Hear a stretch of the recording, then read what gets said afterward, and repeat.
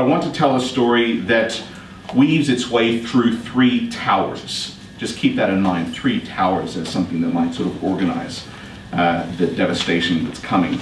And this really isn't so much about a story as it is the destruction of the story, and why it's incredibly important for a Christian story to muscle up a bit amid our current cultural ruins. In 1975, the great British novelist J.G. Ballard published his eighth, and by my reckoning, his best novel. It was unpretentiously titled High Rise, Tower Number One. As the name suggests, the narrative is an account of life inside a 40-story apartment block in East London. The high-rise was one of 5 identical glass and concrete units. Imagine them as 5 fingers on a hand with a large ornamental lake, artificial lake in the middle. Built on reclaimed docklands along the north bank of the Thames and flanked by derelict 19th century terrace houses and abandoned factories, Ballard's fictional complex is modeled, quite obviously I think, on Le Corbusier's famous architectural designs for newly reclaimed urban centers. His idea was, for instance, in his 1925 quite scandalous and scandalously fascist architectural plan, Le Plan Voisin.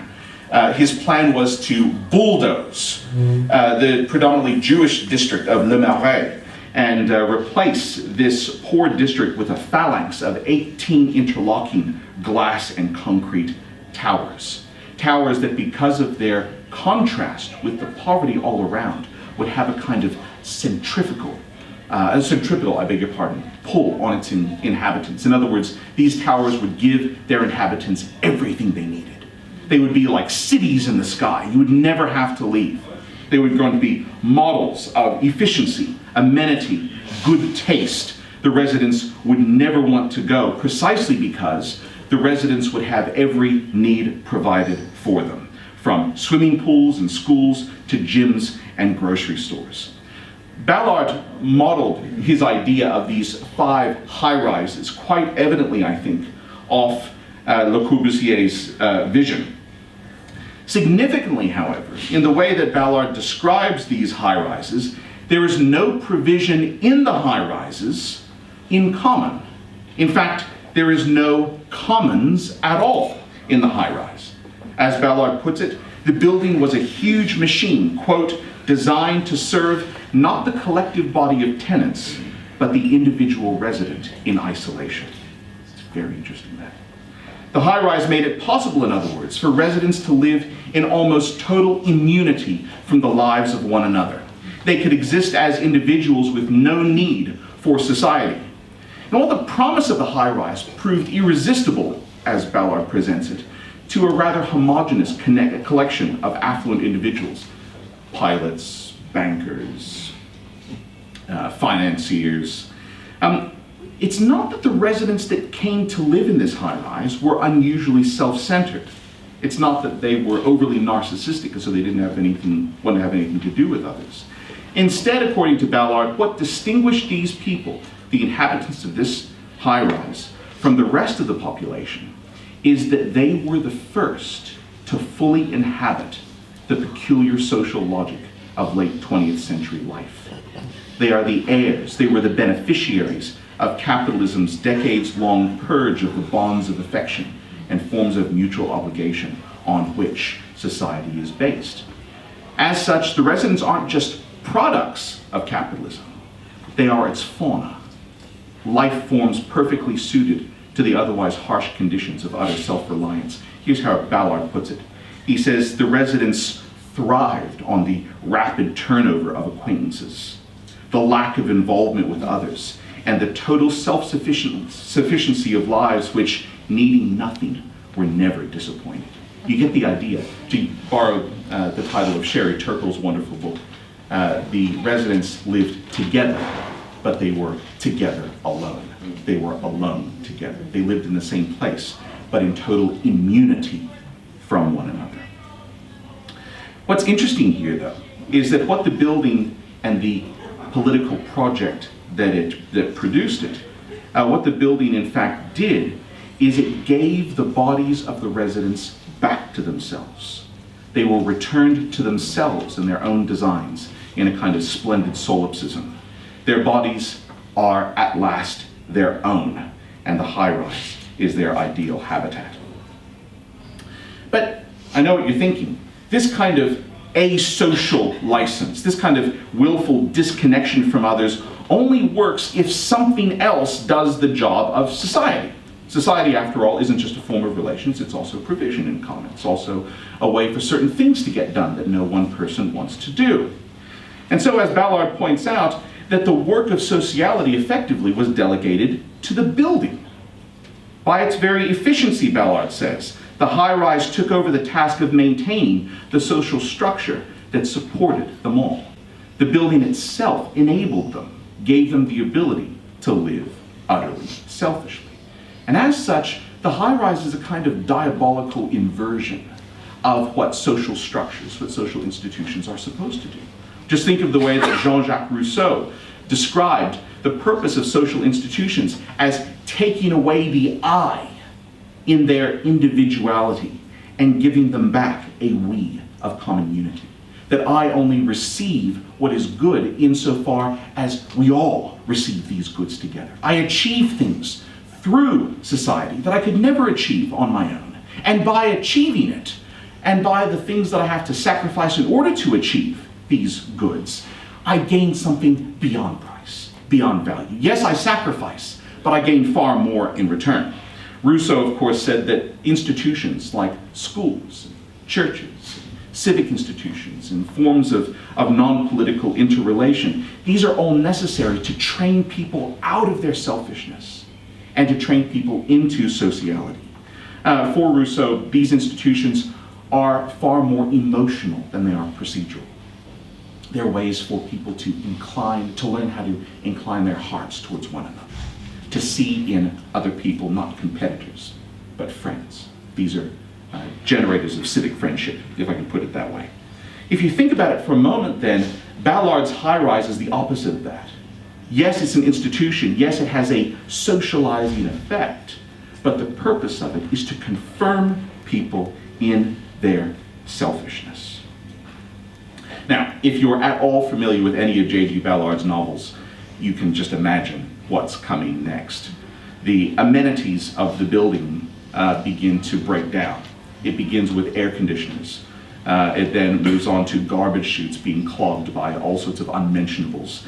And no sooner does the building begin to malfunction than, of course, the thin bonds of civility that united people, that kept people off each other's throats, dissolve as well. And the building dissolves into one vast, bloody civil war of all against all. What's interesting, of course, is that by the building doing the task of sociality, of socializing, the people didn't have to be. And so once the building stopped functioning, this kind of fundamental selfishness, this fundamental narcissism, this renascent barbarism, if you like, came back to the surface. The rest of this story, High-Rise, really is quite astonishing. There are some wonderful little insights. For instance, the higher you go up in the building, it's almost as if the building has a secret logic to it.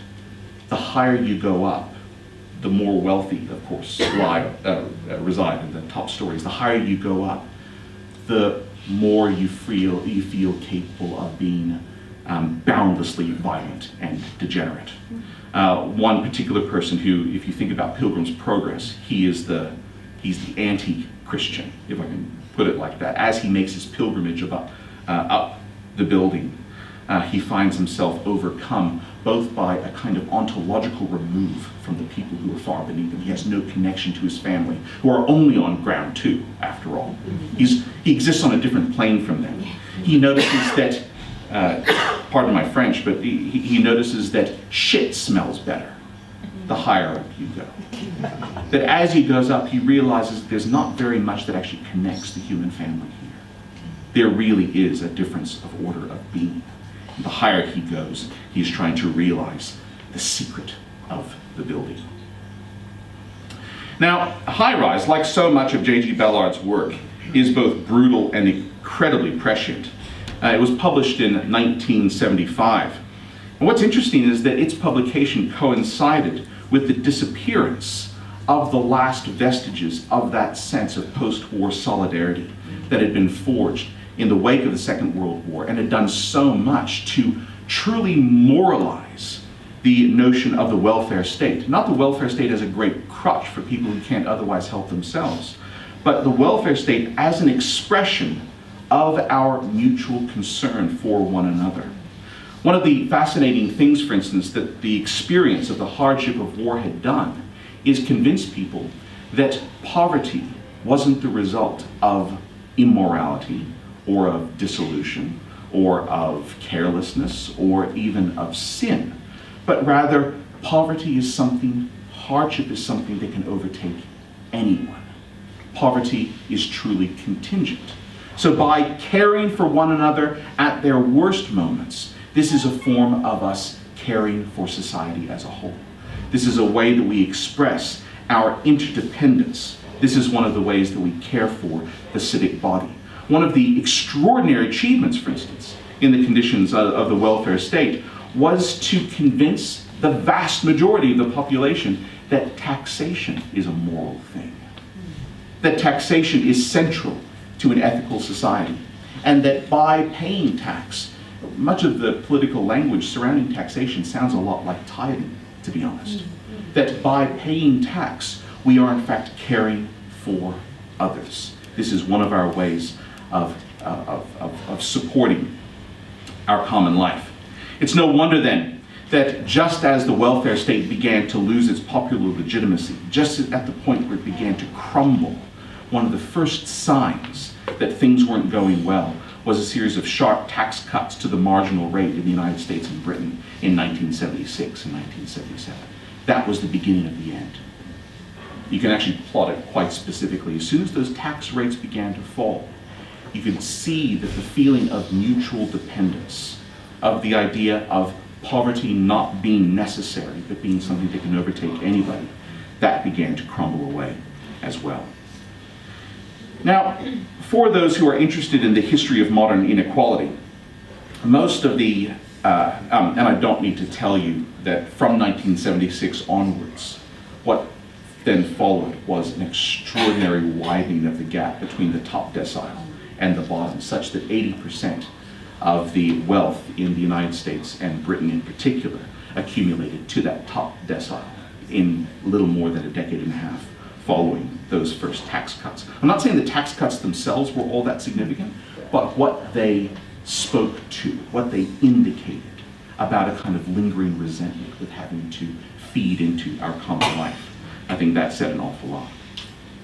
Now, a lot of attention these days is placed on the politicians, the policy decisions that went into inequality reaching these obscene proportions. I think that's right, but it also ignores the fact that those decisions could only be made because they were politically feasible.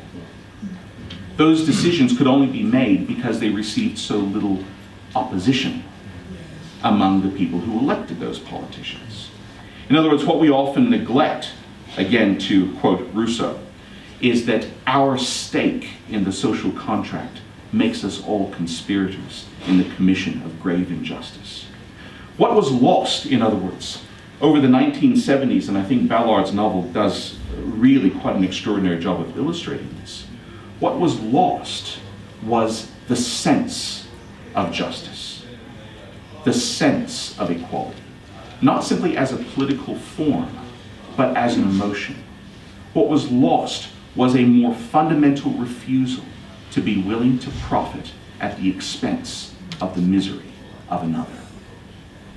Now that is a sense, that is a revulsion, it seems to me, of the same order as the revulsion towards eating human flesh, or the revulsion towards eating a dog or a horse. There is something fundamental or visceral about the refusal to profit at the expense of the immiseration of another. Let me put it as bluntly as I can.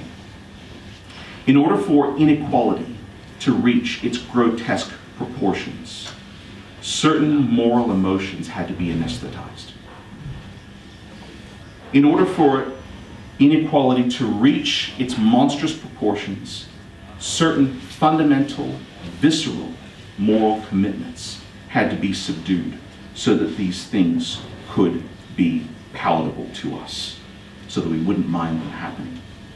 And it's interesting that as great a moral philosopher as John Rawls even recognized this, that within his system of procedural justice and just redistribution of unequal wealth, he recognized that a procedural system of fair redistribution can only go so far. He said that a point is reached where what you need is a more fundamental emotional or sentimental conviction on the part of members of a just society that we will not perform acts of injustice at the expense of others. So one of Rawls's crucial projects, especially towards the end of his work, was, yes, how do we design a system of procedural justice, but also how do we form the sorts of moral agents who are inclined towards one another, who refuse to profit at the expense of others.